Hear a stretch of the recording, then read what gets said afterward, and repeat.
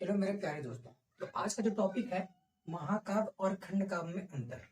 तो गाइस जो महाकाव्य और खंडकाव्य में अंतर है ये 4 नंबर का एग्जाम में पूछा जाता है। तो 4 नंबर एकदम इजी तरीके से आप लोगों को अगर पाना है तो गाइस वीडियो पर बने रहें, वीडियो को लास्ट तक देखें, वीडियो को स्किप ना करें। एकदम सरल से सरल तरीके से आप लोगों को महाकाव्य और खंडकाव्य में अंतर बताने वाला। तो गाइस चलिए स्टार्ट करते हैं। सबसे पहले हम क्या करते हैं, एक तरफ लिख लेते हैं महाकाव्य और एक तरफ लिख लेंगे खंड का। एग्जाम में भी सेम इसी पैटर्न से लिखना है। इसके बाद जस्ट एक बीच लाइन लिख लेंगे, इस तरह कर लेंगे। अब पहला इधर लिखते हैं।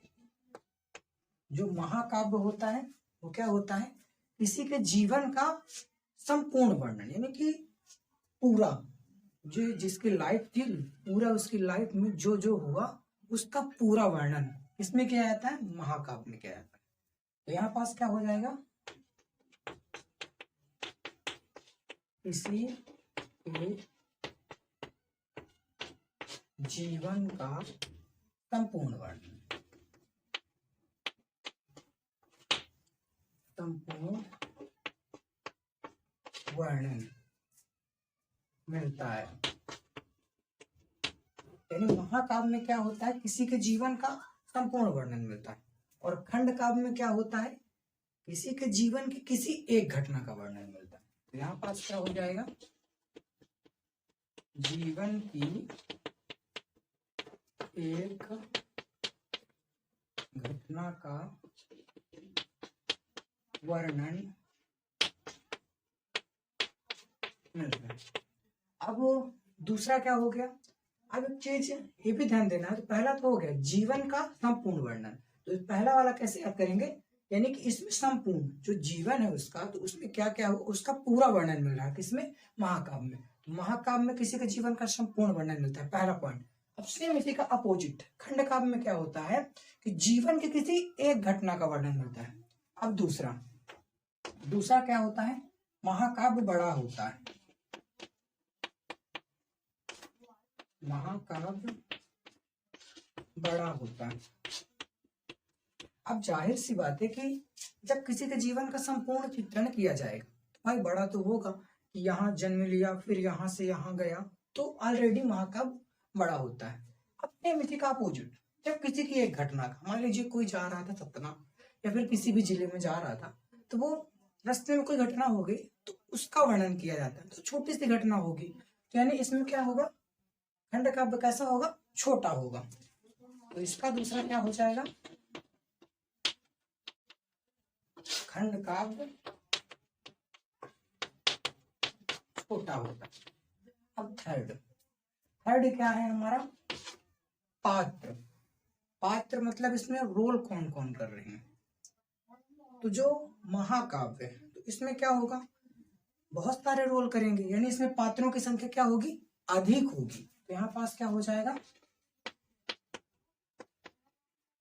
महाकाव्य में पात्रों की संख्या अधिक होती है।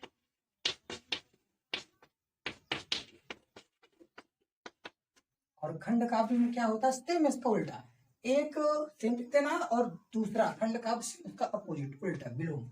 थर्ड वाले इसका क्या हो जाएगा, खंड काव्य में पात्रों की संख्या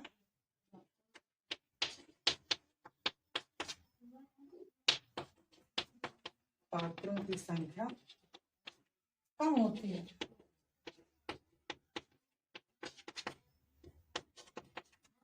अब चौथा लिख देंगे, एक उदाहरण दे देते हैं।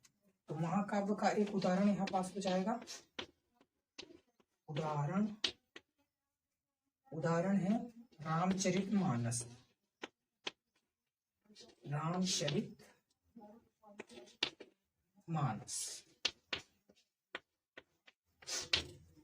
कभी कभी पूछ लिया करता है कि रामचरितमानस के रचयिता कौन है, तो यहाँ पास क्या लिख देना है, तुलसीदास। इसको भी लिख देना है, इससे याद रहे कि रामचरितमानस के लेखक कौन है, तुलसीदास। अब दूसरा है कामायनी।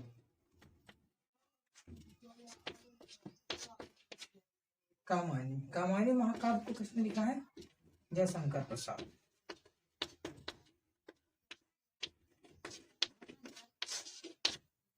अब दो उदाहरण इसके दे देते हैं। तो इसका हो जाएगा उदाहरण खंड काव्य का, एक हो गया पंचवटी और दूसरा हो गया सुदामा चरित।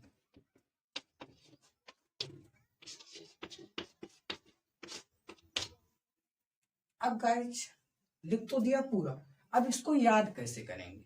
सबसे सिंपल फार्मूला एकदम मैं एक बार बता दूंगा, आप लोगों को पूरा याद हो जाएगा। आप लोगों को याद कैसे करके जाना है? यहाँ पर सबसे पहले ध्यान देना है कि किसी के जीवन का संपूर्ण वर्णन मिलता है इसमें, महाकाव्य में।